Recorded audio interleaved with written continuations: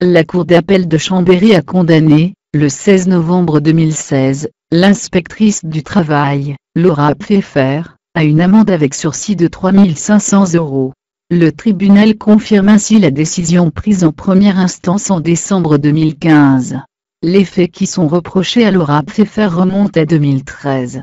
Après avoir exigé de l'entreprise Tefal, filiale du groupe SEB, qu'elle revoie les termes de l'accord sur les 35 heures, l'inspectrice du travail se voit rappelée à l'ordre par sa hiérarchie. Elle alerte les syndicats et reçoit le soutien d'un salarié de Tefal. Celui-ci lui fait passer des mails révélant des liens de connivence entre la hiérarchie de Laura Pfeffer et la direction de Tefal. L'entreprise décide alors de porter plainte contre l'inspectrice et le salarié pour violation du secret professionnel et recel de documents confidentiels.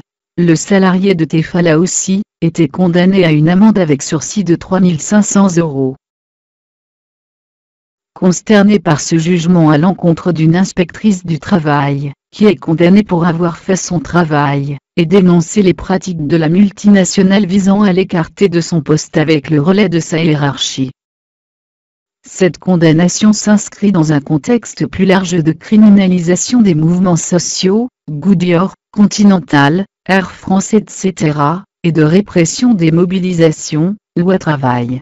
Elle vient ainsi s'ajouter à la liste déjà longue des injustices sociales, et des attaques contre les droits des salariés.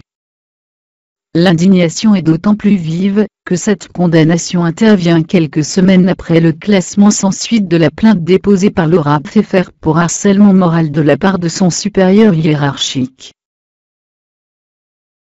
Il y a bien 2 poids et 2 mesures, la justice se rend complice des stratégies des entreprises pour échapper à leurs obligations. Désormais, des milliers de patrons pourront s'appuyer sur ce jugement pour licencier des salariés, et pour porter plainte contre ceux et celles dont la fonction est de faire respecter les droits des salariés.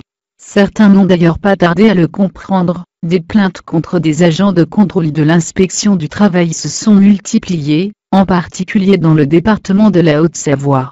Le silence du ministère du Travail est inquiétant, qui en 3 ans n'a manifesté aucun soutien à l'inspectrice mise en cause.